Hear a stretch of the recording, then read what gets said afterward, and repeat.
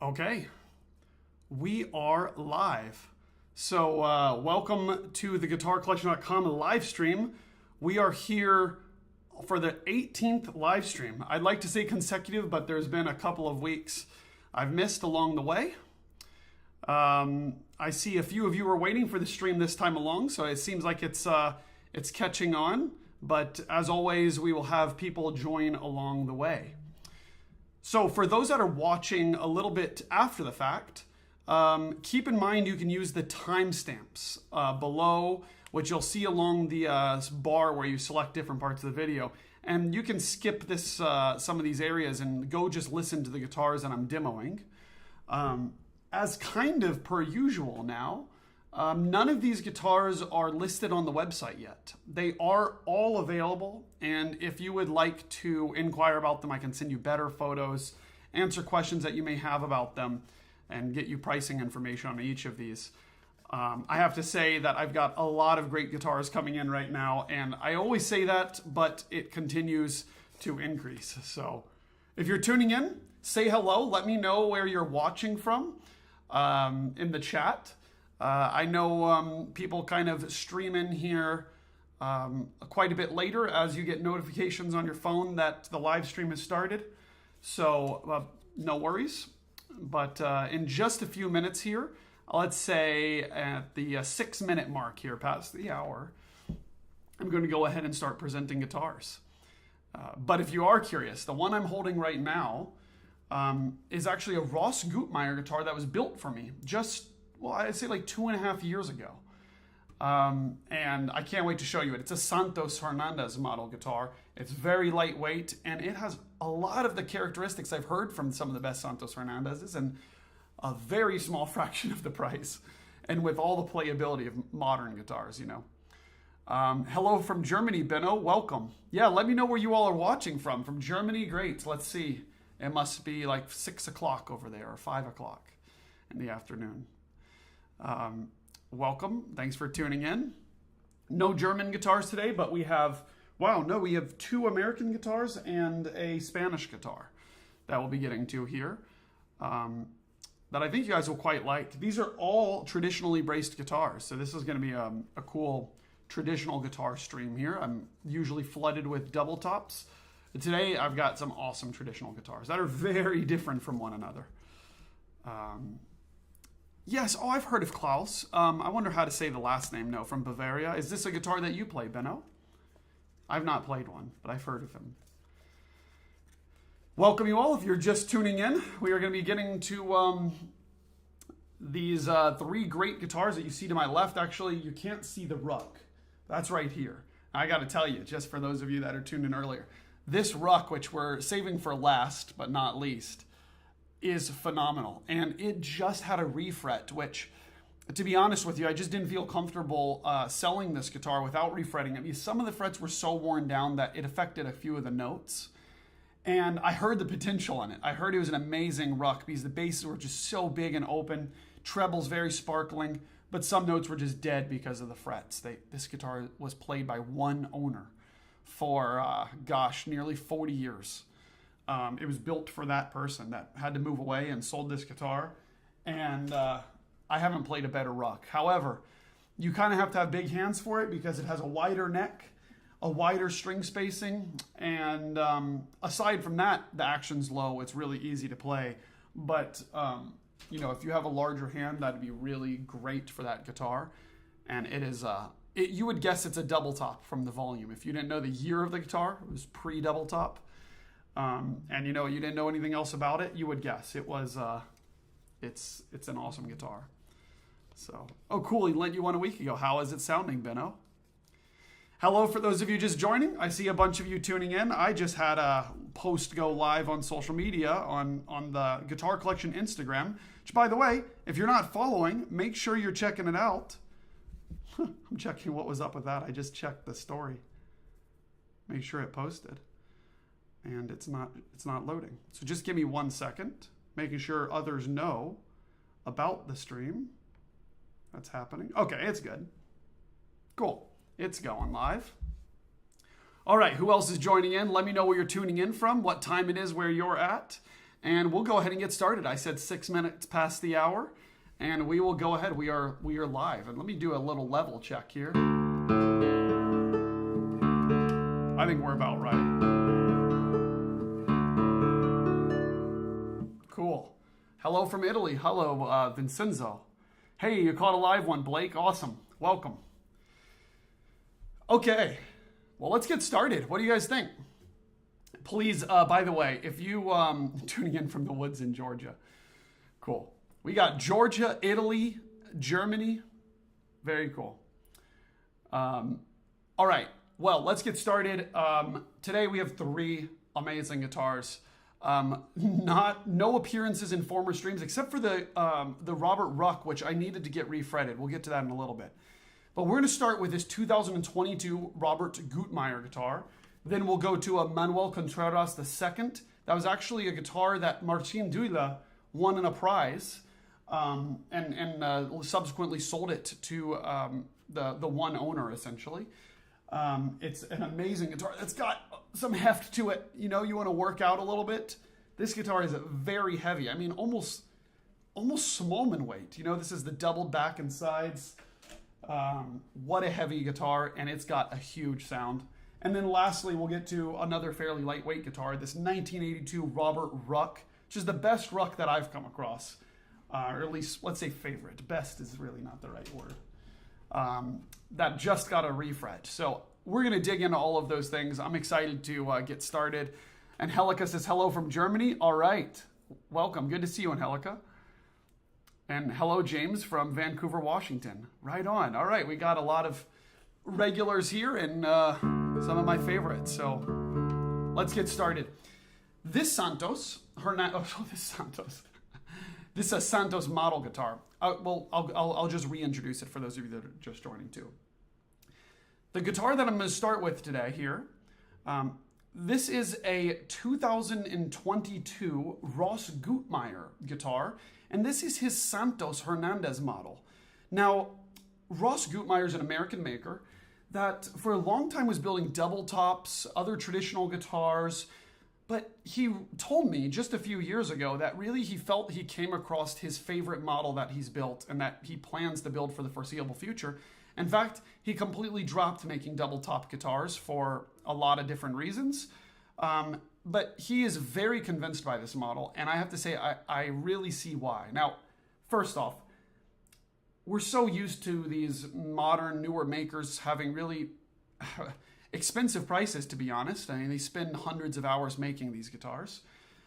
This guitar is very reasonably priced. And in fact, I'll tell you, this guitar is $5,500 US. And if you are not chasing volume, if you are looking for just really great sound and love some of the recordings of Santos Hernandez guitars that you've heard, of course, the famous Spanish maker, then this would be a very appealing guitar for you. Let me tell you a little bit about the history of this. Ross Gutmeier built this guitar for me back at the end of 2022. And it's a guitar I was waiting on for quite a little while. He was really convinced by the guitar, and I was very happy with it. And then a student wrote to me looking for an amazing guitar. He was going into high school, and he played a few guitars that I had around. And this one was the one he immediately gravitated towards. So I had to let it go to him. Now, subsequently, he is later in his high school degrees now, and he's starting to do competitions. And he's noticing that this guitar isn't quite as loud as the modern lattice brace and double top guitars that a lot of people that are winning competitions and really propelling them into their careers, they are normally playing a little bit louder guitars. They don't have a little bit more modest of a volume guitar like this Santos Hernandez has. So they asked me to help them sell it. So that is what I am. That's what I am doing with this guitar. And I have to say, in the 3 years or 2.5 or so since it was made, this thing has really opened up. Let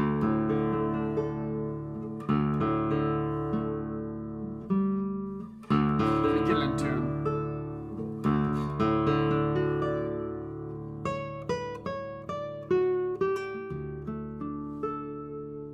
Can you hear the Santos sound in this guitar? I have to tune a little bit. My apologies. I did tune all of these before, but I'm gonna have to do it again. I'm gonna tune into standard tuning too, because I feel like you can really hear the Santos tuning. Sorry, I feel like you can really hear the Santos sound in standard tuning. Listen to this.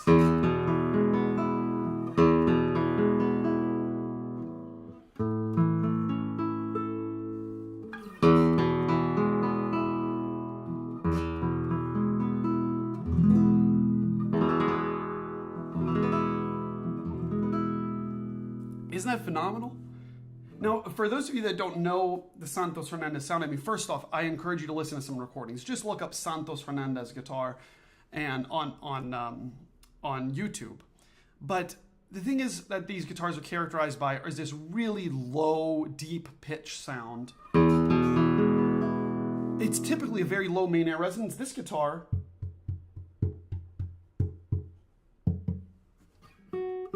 is like F sharp range, and you really hear it.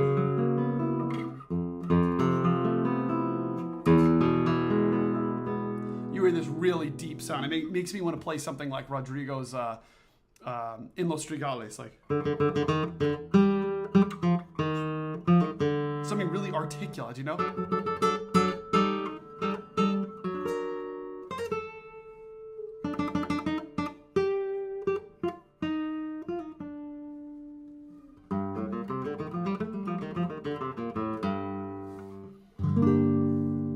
Isn't that nice?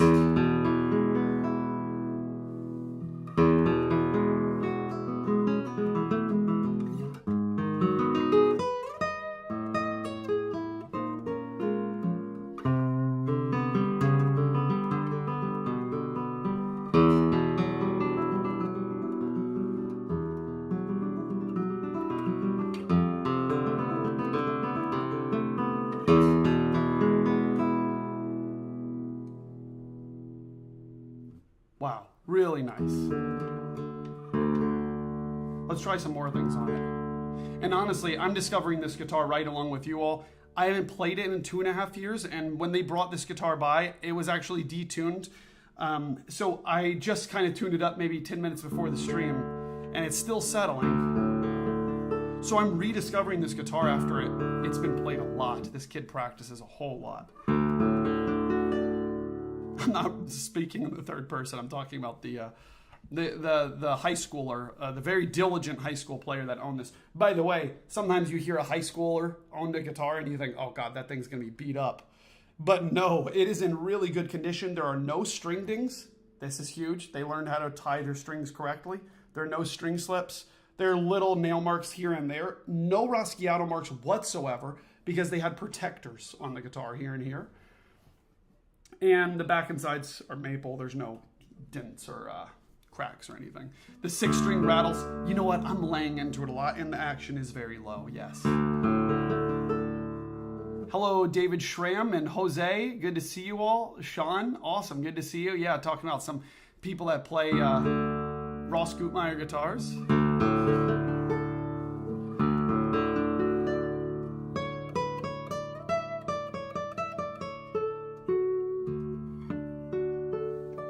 You know, I have a pretty intense habit of doing rest strokes into the guitar. So when I do rest strokes on the bass string, I'll make any guitar in this room buzz. I mean, I'm really punching it. But if I play reasonably, without so much of a stomp on the guitar, which that still is loud without buzzing.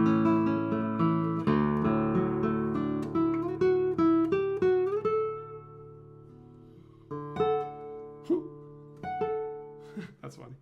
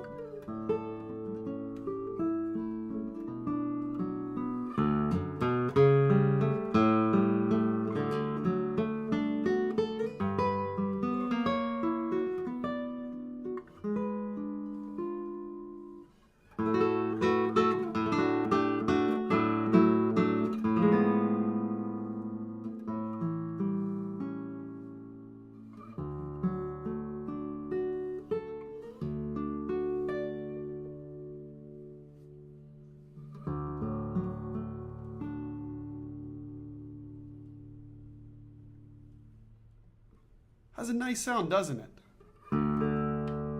Hi, Pablo. Good to see you, man. Good. We've got a lot of cool people tuning in here. Pablo's a good friend of mine from Alicante. Well, he's not from Alicante. We met in Alicante, Spain, and yeah, keep in touch often. Awesome, man. I think you're in Quito, Ecuador, correct?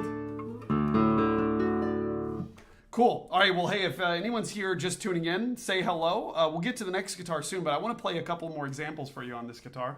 And also just show you a little bit closer this maple back and sides. I mean, what's cool is it's very light color now, but over time, this maple will become much, much darker. You know, go look at old Torres guitars and what these look like over time. Beautiful guitar, Rubner tuners, very nice C-shaped neck. Of course, no raised fingerboard. This is in the Santos Hernandez style. Very, very simple. There's no frills on this guitar. So if you're looking for a guitar with a lot of sound and playability for the money, this is a really great choice. Let's try a little bit of Capriccio Arabe, yeah?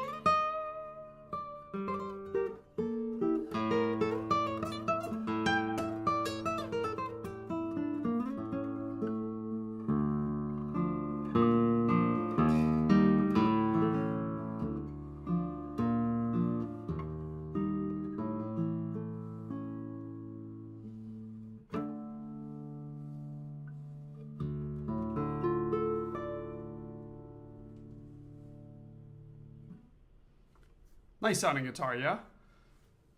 David Schramm says, Maple makes great sounding guitars, underrated tone wood. I love building with it. Yeah, it's so nice to look at too, right? And also there just seems to be this depth to Maple. It's really nice.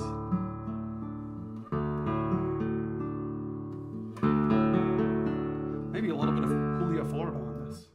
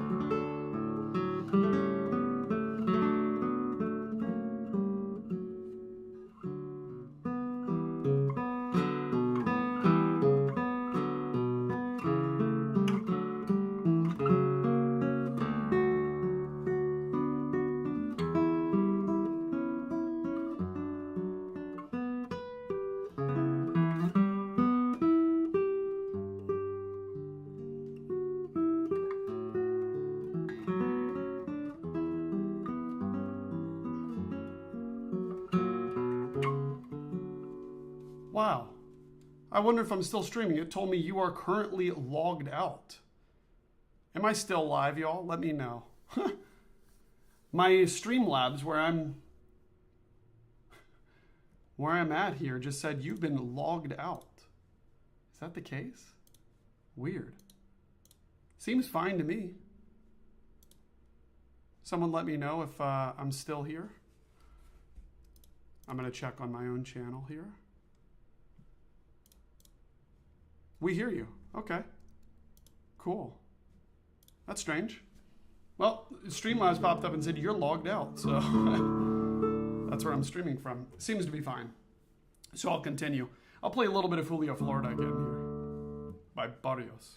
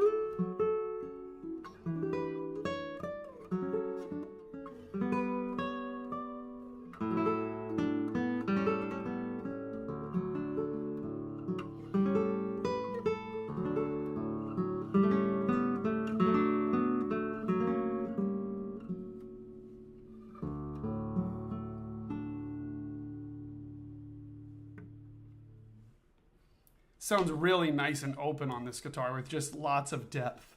I have to say this guitar has a carbon first string right now, which I'm not super fond of. I'd much prefer nylon first strings for those of you that have been watching for a little while. But I think I can make it sound pretty good on this guitar. With the carbon first string, I have to try a little bit harder to get a sweet sound, you know? Like this is fine, but as you get higher on the neck, I have to go all the way up to the fretboard to make it sound as sweet as I like. So I'd prefer nylon, but my gosh, with nylon, this guitar would sound fantastic.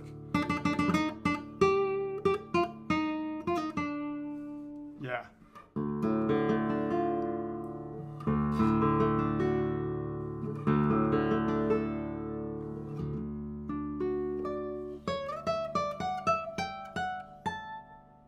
Nice upper frets too. So, okay, I better get to other guitars. I've been going on for about 20 minutes on this one. Thanks you all so much for watching. 20 people currently here being fellow nerds with me about guitars. Let me know if you haven't said hi. Don't forget to subscribe to the channel. Some people watch these streams and are just scrolling YouTube and don't subscribe. So if that's you, then definitely check out the rest of the channel and subscribe. Let's see. Niaz says, I rarely see classical guitar using walnut back and sides. What do you think about walnut? Is it not good enough for classical music or something? No, you know, there are a lot of actually 19th century guitars were made with walnut. Not so much today. I don't really know the answer to that. It might have to do with the density or how walnut falls apart or something. But there are some luthiers here. Maybe they'll answer why it's not as popular these days. Bino asked what my experience was like in Alicante. It was fantastic. It was like one of the best 6 months of my life. Experiencing another culture, meeting a ton of guitarists. I mean, meeting a ton of famous guitarists like David Russell and Barrueco and getting to study with them and Alvaro Pieri. I mean, the list goes on and on. It was really great.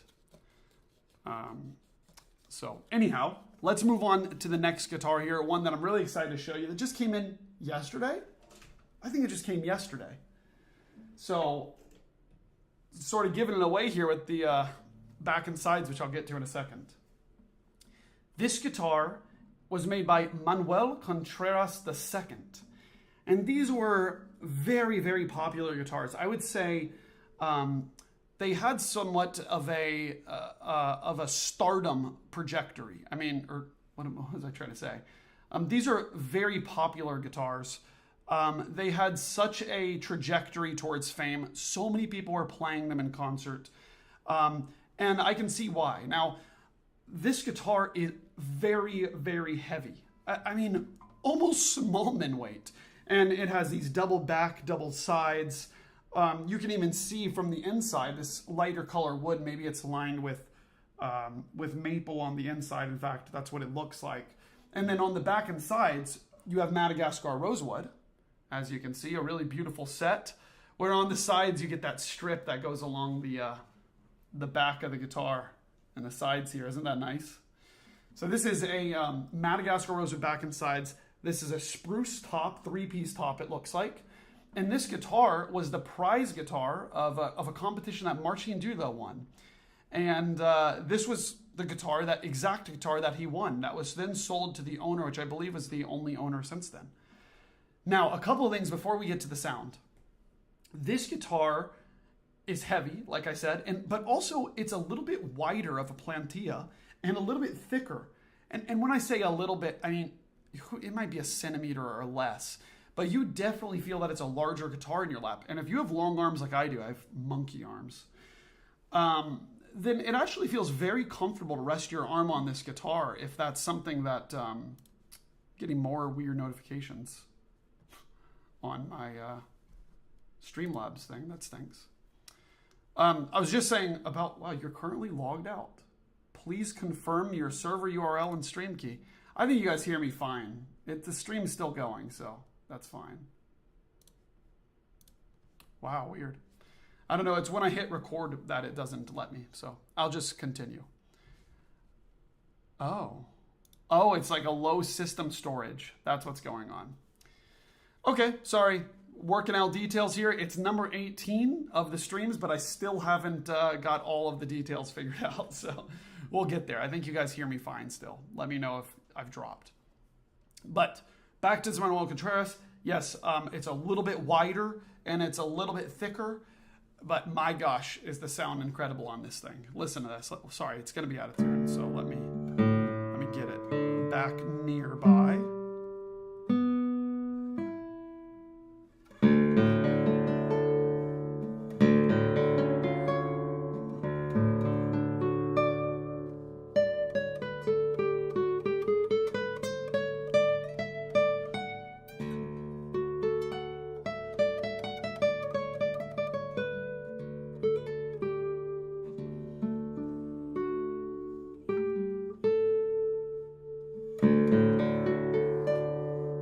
Isn't that nice?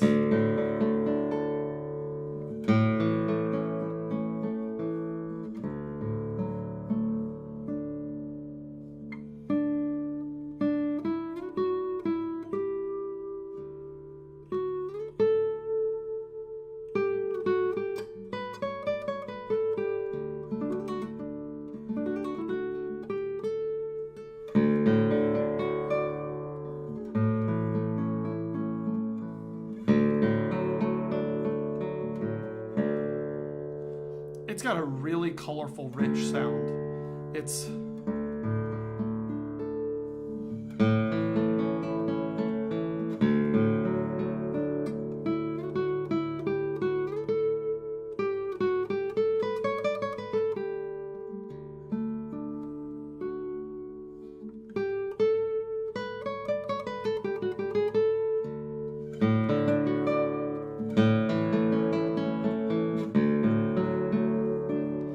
really wakes up over time. And yes, it's the double tapa model. Yes, it's double back and sides. It's not a double top guitar. But my gosh, it pumps out some volume. I know people often get confused when they hear it's the double tapa model. They're thinking it's a double top. That's not. But David, maybe you'll have to explain to me. I don't think there's two actual tops on this guitar. I think that means it's a double back and sides. I've looked into that bit. Okay. Just subscribe. Thanks for the interesting and insightful content for someone like me that comes from acoustic guitars. It's just approaching classical. Hey, Andrea, welcome. Thanks for tuning in and thanks for subscribing. It's awesome that you're just you're just getting the classical. Welcome to the golden age of classical guitar, really. So. All right, so let's explore some things on this guitar, maybe in standard tune.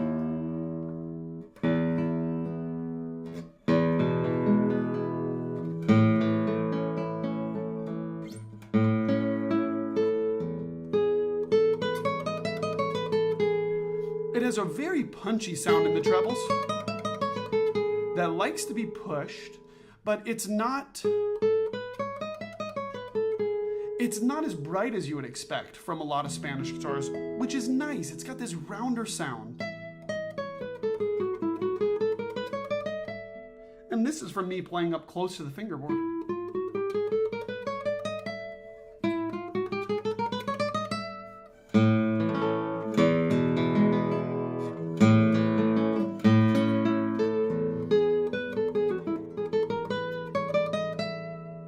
I would say there's two areas in this guitar that this guitar really stands, three areas. This is a traditional guitar that has a ton of volume. Number two, the evenness in sustain and attack as you move up the fingerboard is very, very nice. I mean, in this area of the guitar, with a lot of traditional guitars, you're gonna have weak notes and strong notes that stand out a good bit. It's not that important, but I'm telling you, it's one of those appeals of very modern guitars that you get. You get this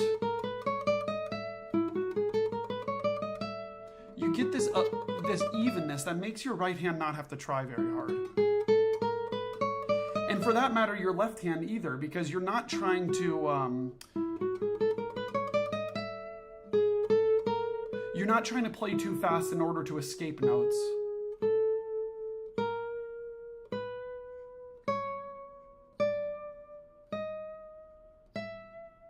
It's really nice.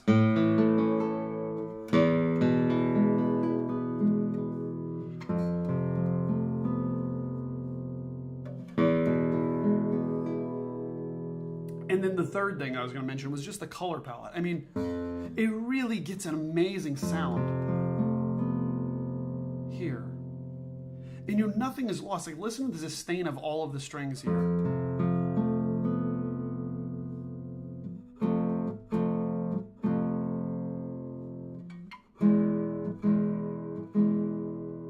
And then here.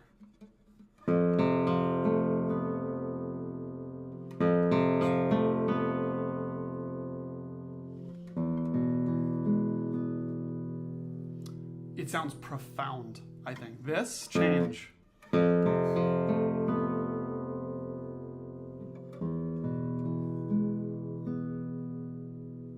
is so beautiful. It makes you, you know what, you hear all the voices so well that it makes you actually change to the E major chord here really carefully.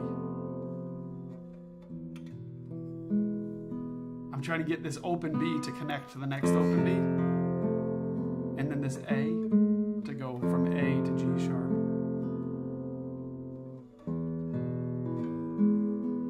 Something like this. And you know what? The balance comes out on this guitar really easily too, without a lot of effort. Really nice. I have to tune it a little bit more before I play something that's sensitive with tuning. That's what it was, is this sixth string. Listen to this. I've got a perfect thing to play for it. A little bit of Granada by Albéniz.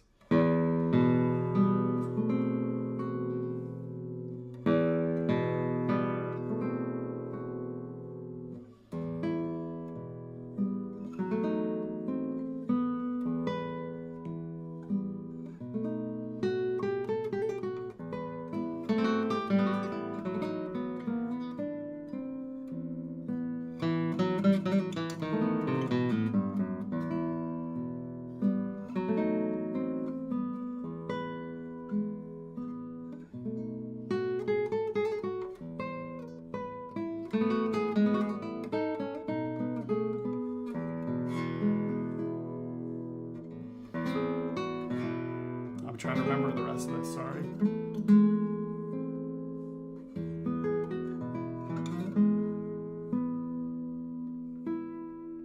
Isn't that nice? It makes me want to play all sorts of stuff like Antonio Loro, maybe a little bit of...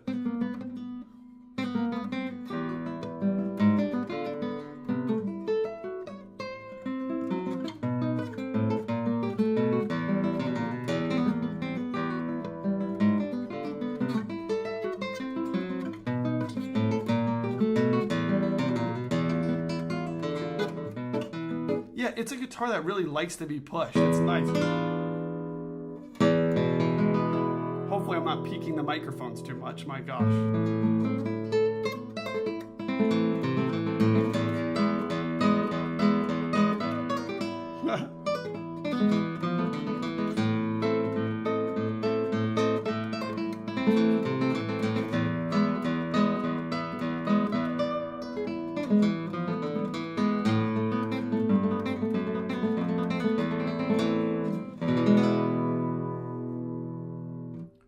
Really neat guitar. You want to play fast on it, you want to play loud. You feel macho on this guitar, really.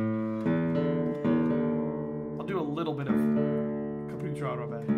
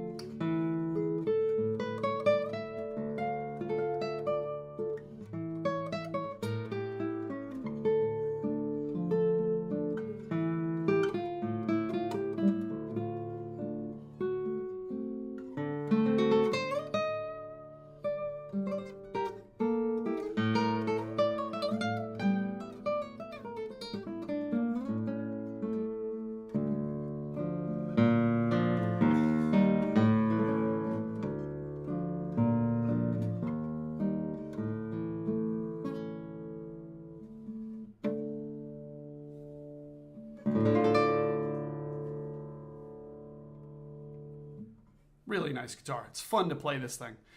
You know, someone asked about strings, and I was thinking about this. Someone asked, is there a preferred set of strings that you have? Is there a best set of strings? The answer is no. And I have to say that, especially if you're new to classical guitar, I think the person asking, oh no. Yeah. Just get a set of strings that that is a reasonable price strings. I noticed very diminishing returns as strings get expensive.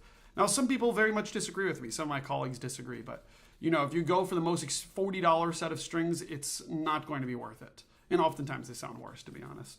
So check out the brand's D'Addario, like their Pro Art series.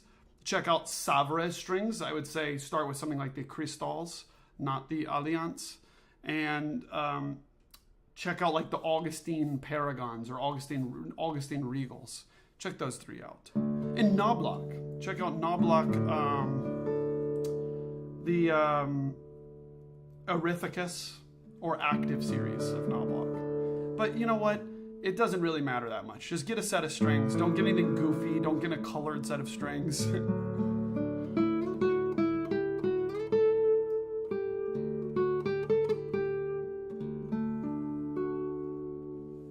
I always say a new set of strings is much better than an old set that's like someone's favorite. You know, especially with the expensive sets, you think like, oh my gosh, I just paid $40 for this set of strings. I better get my money's worth.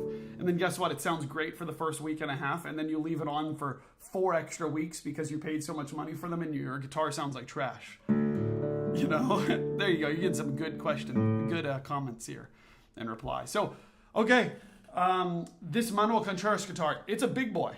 All right, the body is pretty big. But if you don't mind that, and if you are tall or have long arms, or just are looking for a little bit bigger of a body size, this thing is really nice for that. I have to say, I feel more comfortable than most of my guitars on this guitar. Sean Samimi says, D'Addario Titanium has been surprisingly good.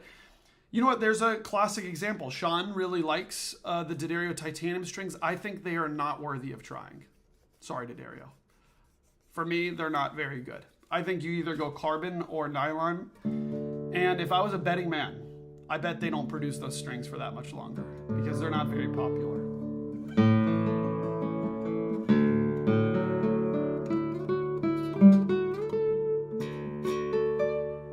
And you know, I don't know about the naming either. I think it's like titanium colored, but there's no titanium in it. It's kind of confusing.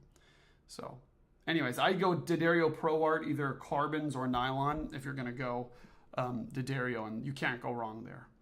I very frequently use the D'Addario EJ45 FF set. But yeah, some people like the titaniums, that's the thing. Some people say it's a blend between carbon and nylon, so I'm not really sure I feel that way. Okay, that was that Manuel Contreras from the year 2004 that I was just showing you. That was a prize guitar won by Marcin Dila, and it is a beautiful guitar. None of these guitars are on the website yet, so feel free to reach out if you are interested in any of them. The least expensive one is this Ross Gutmeier that I showed, which is actually a Santos model guitar, and it's under $6,000. Now we are getting to an amazing guitar that I'm going to talk about as I tune, because I have to make sure this thing's sounding good. I have to make sure it's not totally out of tune when I play a nice first chord on it. How about that? Okay, last but not least, we have this Robert Ruck guitar, the famous American maker, inspired double top guitars. These aren't double top, but Robert Ruck's wood and quality of cedar inspired Dahmen to make a double top guitar because he wasn't finding as high of quality woods, and they were extremely expensive, the collection that Robert Ruck had. So anyhow, let's talk about this Robert Ruck guitar from the year 1982. Now, I've played quite a few Robert Ruck guitars, and to be honest with you, some of them are really nice, and some of them are nice, but just not near the top level of his work. This guitar is one that I personally can say is at the top level of his work, for my own tastes, at least. Now, I have to say there is a problem with this guitar. There was a problem. Is that the frets were so worn down by the one player that owned it for nearly 40 years, more than 40 years. They were so worn down, there was a couple of notes that just didn't come out. They were just totally dead. Or maybe they sustained for a second and they got a little bit of buzz going on if I pushed it anymore. It was a mess. So I had to get it refretted. And with the new saddle and nut made. And now this thing sings, it plays better, it sounds better. My gosh, was it overdue. But the characteristics that this guitar possessed were enough to where I thought it's going to be worth it to invest in a nice refretting of this guitar. It really deserves it. So before I let you hear it, check out this cedar top, this beautiful Ruck rosette here, which, you know, he changed quite a few times over the years. It really stands out. It has Brazilian rosewood back and sides with no cracks. I'm telling you, most guitars with Brazilian rosewood that you see from the 80s or back, they're gonna have cracks. This one, no cracks, no repairs. Really nice. It's, you know, not a flashy piece of Brazilian. You're not going to instantly turn around and get oohs and ahs from the audience, but it is a classy set of Brazilian rosewood. In the right light, which is really bright in here right now, but in the right light, it does stand out in a nice way. A little bit about the specs of this guitar. This is a 54 millimeter nut width, so it is a wide nut width guitar. If you have small hands, this guitar is not for you. In the right hand, there's also a string spacing that is fairly standard. I think it's about 58 millimeters. But the scale length of the guitar is 655, so it's 5 millimeters more than the standard 650 scale length. And if you're someone with big hands, this isn't that big of a deal. When you get to 660, 665, you better have huge hands to play that guitar. 655, it's just a little bit noticeable. You can notice just a little bit. It's like the difference between 645 and 650. You would not, I really don't think most people would be able to tell unless they had two guitars side by side by the same maker, one 650 and one 645. But you have to hear this Ruck. It's one of the best traditional guitars that I've played, in that, not for the, it's very hard to say one of the best when there's so many different styles of traditional guitars. This one has a lot of volume, and I have to say, for modern ears, for ears that want a little bit more volume, you want a little bit more presence and evenness and sustain, this thing is just through the roof amazing. Through the roof amazing. I mean, listen to the sound. This is a popular choice from the last stream. A lot of people commented on this guitar. And since then, I've gotten it refretted. So can you believe that? In 1 week's time? Who remembers if I showed the Robert Ruck last week or the week before?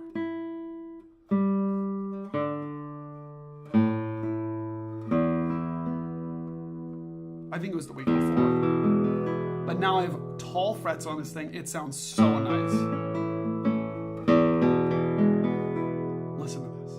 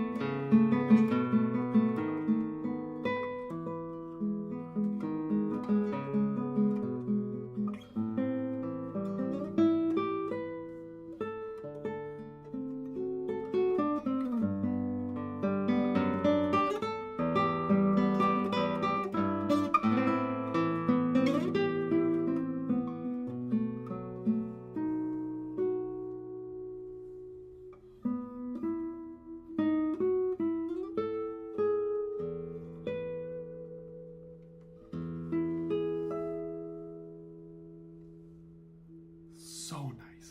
One of my favorite guitars I have right now. It's just got such an open voice. The thing is, this one is kind of for a smaller number of people. And the reason I say that is because of the wider string spacing here, the wider neck. Now, I have to tell you, many other people will chime in about this, I'm sure, that if you have a nut made with a much less wide string spacing, then it'll become increasingly more comfortable to play. When I had this guitar set up just a little bit ago, I got 43 millimeter nut. That spacing, 43 millimeter string spacing, which is much better. I actually have the original one, which is like closer to 45 millimeter string spacing. But it's a 54 millimeter neck width. So string spacing matters a lot more than neck width, but of course you do feel the width of the neck still. You still do feel it.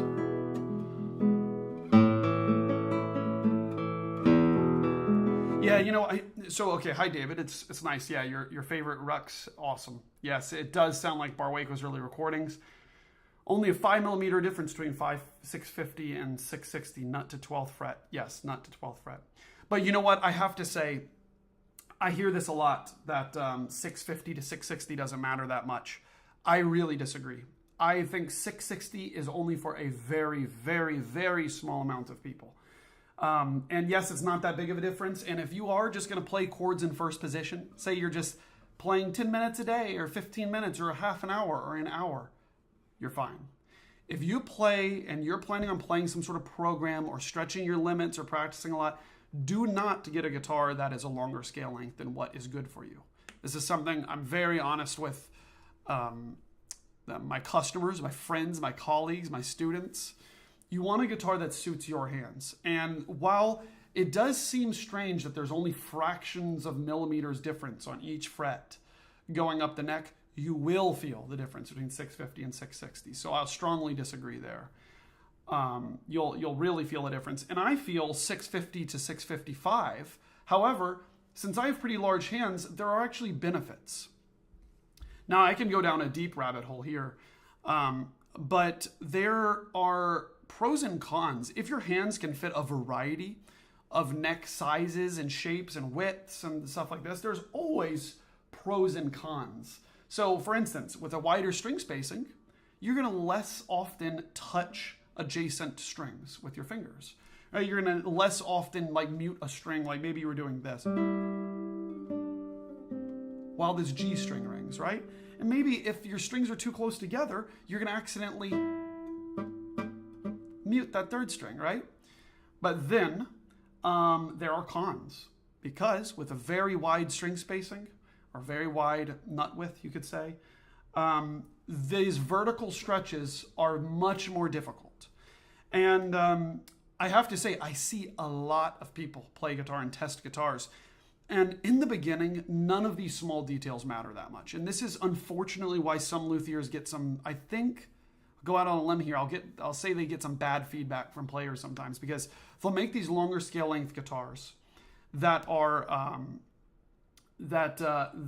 pretty convincing sounding, and they'll get players' feedbacks, and the feedback will tell them, you know what, it's perfect, it sounds so great. And guess what? Then they take that guitar home, then they play a lot on it, and they start realizing, like, oh shoot, I just told them that it plays really great, and now I'm disappointed, you know? So it really takes getting to know a guitar to know if you are okay with that wider spacing or nut width. But certainly, if you have very big hands, 650 to 655, it won't matter that much. 645 to 650 won't matter. 650 to 660, 640 to 650, these matter a whole lot. 10 millimeters is giant.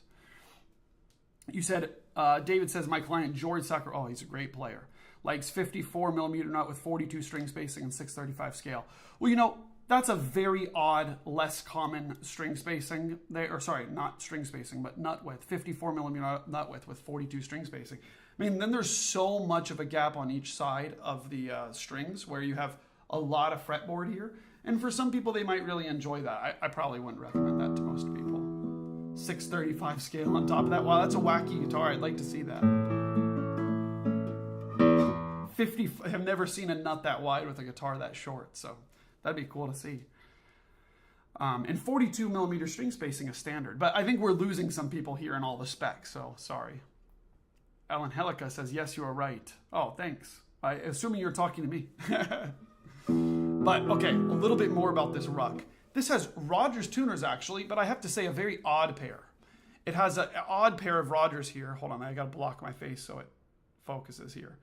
They are individual Rogers. You see that? So they're very, very smooth. And the neck shape is pretty comfortable on this guitar, I have to say. But it is an incredible sounding guitar.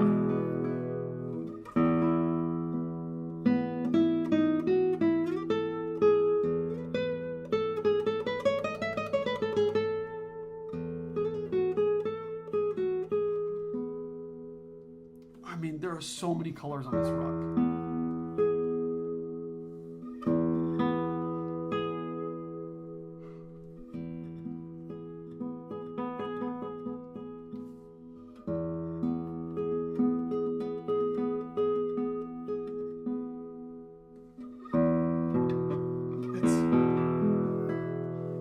This responsiveness like a double top has. I mean, it's so strange to say that, but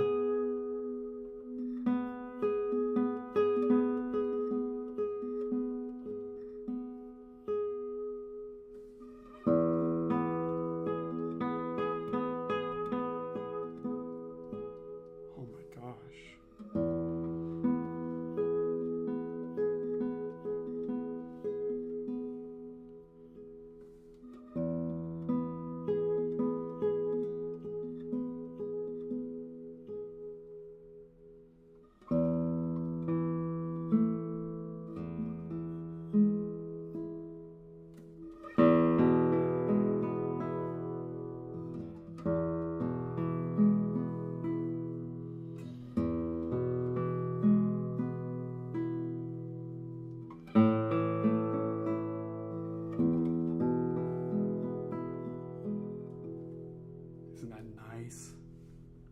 So I have to say, the person who did the work on this guitar, his name is Danny Shoemaker, and he's a classical guitarist, owns a shop here in Austin and in Houston called Straight Frets.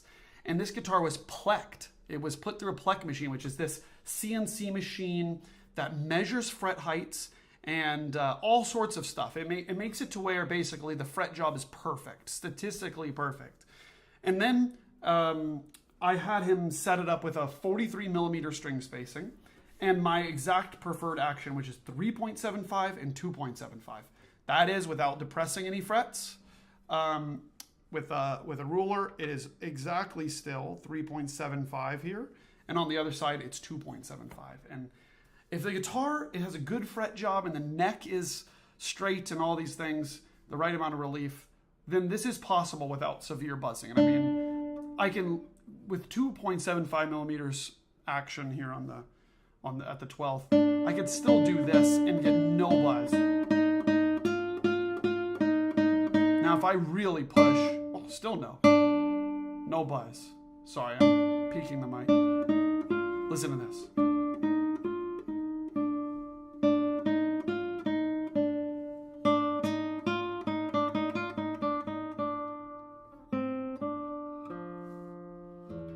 Isn't it? I mean, gosh.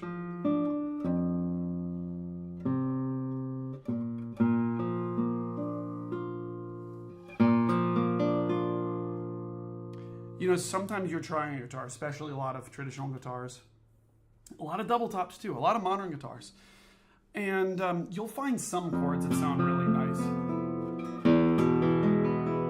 You know, some of the really common chords that have lots of beautiful overtones and sympathetic vibrations. But then you play something like this, a B flat major chord in first position. And it just sounds sour. I don't know what another way to say it is, but just kind of dead. And then you tell yourself, oh, you know, if I play this a lot, I really strum the chord, it's going to wake up. And it's never like this. Or maybe it is. After 40 years, you strum that chord, you know. And Helica says beautiful colors, or beautiful timbres. Yeah, it's so nice, right? But just listen to that. If you didn't see me barring this, you could think that this is an A major chord with open strings. Right?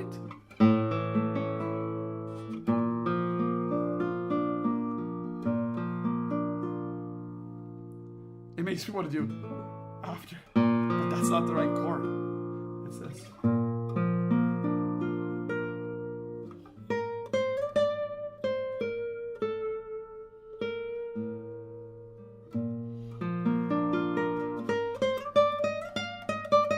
In the key of B flat here.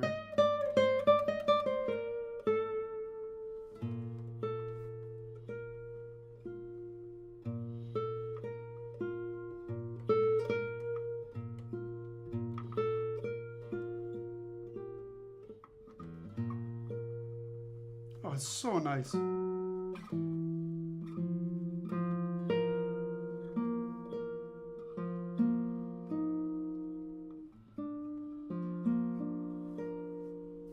It makes you want to discover new chords. My gosh. My gosh.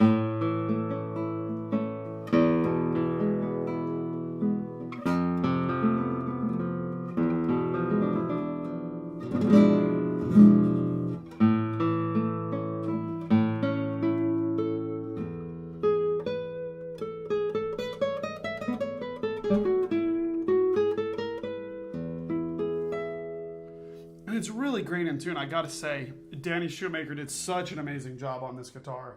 With there was some things that, like, you know, I told you the frets were really worn down before I had this refretted, and also the intonation wasn't perfect. And now I feel like I'm playing one of the best intonated guitars that I've ever played.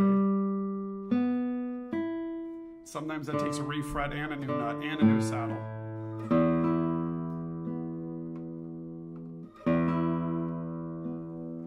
So, oh, you know what? I haven't even shown you drop D on this guitar. Isn't that insane?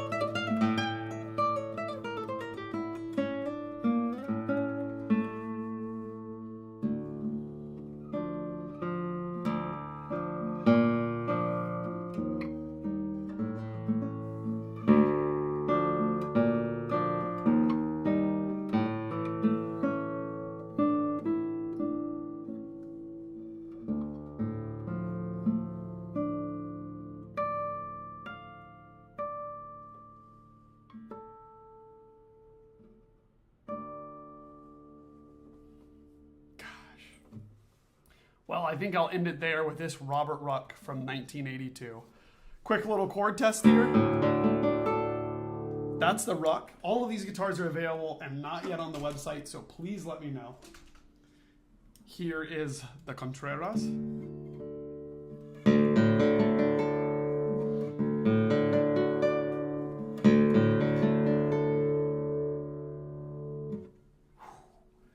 And lastly, but not least, the lightest weight little feather in the room, this Gutmeier Santos model.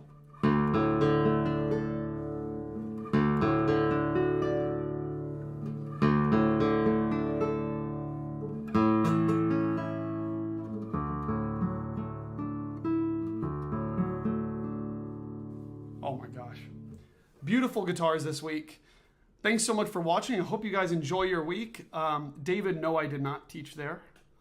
Maybe you're confusing someone else, but not been there. But anyhow, thanks so much for watching, you all. If you have any last minute questions, feel free to chime in. I'll look at the chat for just a little bit longer. But